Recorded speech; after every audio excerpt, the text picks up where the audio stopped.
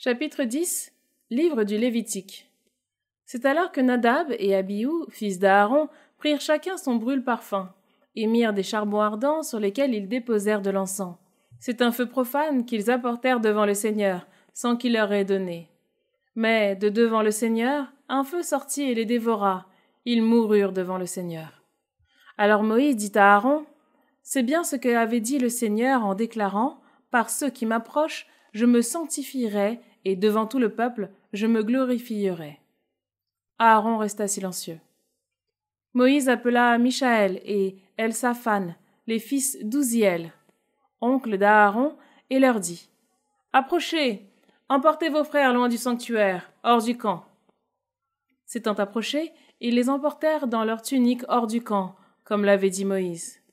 Moïse dit alors à Aaron, ainsi qu'à ses fils Éléazar et Ithamar, « Ne dénouez pas vos cheveux, ne déchirez pas vos vêtements, de peur de mourir et d'attirer la colère contre toute la communauté.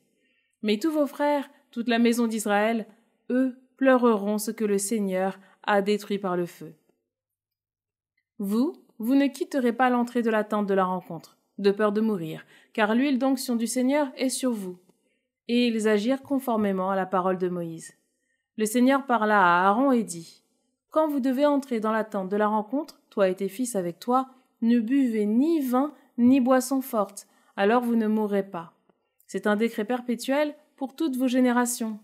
Vous séparerez le saint et le profane, l'impur et le pur, et vous enseignerez aux fils d'Israël tous les décrets que le Seigneur a édictés pour eux par l'intermédiaire de Moïse. » Moïse parla à Aaron et aux fils qui lui restaient, Éléazar et Ithamar. Prenez l'offrande de céréales et, après en avoir retiré la nourriture offerte pour le Seigneur, mangez cette offrande à côté de l'autel, sans qu'elle ait levé, car c'est une part très sainte.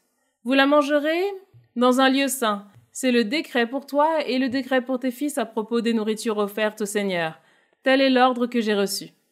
Mais la poitrine offerte avec le geste d'élévation et la cuisse, la part prélevée, c'est dans n'importe quel lieu pur que toi tu pourras les manger, et de même tes fils et tes filles après toi. C'est le décret pour toi et le décret pour tes fils à propos des sacrifices de paix des fils d'Israël. Ils apporteront la cuisse, la part prélevée et la poitrine offerte avec le geste d'élévation, ainsi que les graisses en nourriture offerte. Elles seront offertes avec le geste d'élévation devant le Seigneur. C'est un décret perpétuel édicté par le Seigneur pour toi et pour tes fils après toi, comme le Seigneur l'a ordonné. Alors Moïse, avec insistance, s'informa du bouc du sacrifice pour la faute. Voici qu'on l'avait brûlé. Il se mit en colère contre Éléazar et Ithamar, les fils qui restaient à Aaron.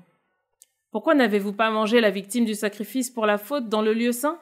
C'est une part très sainte qui vous a été accordée pour ôter le péché de la communauté et pour que soit accompli sur celle-ci le rite d'expiation, devant le Seigneur.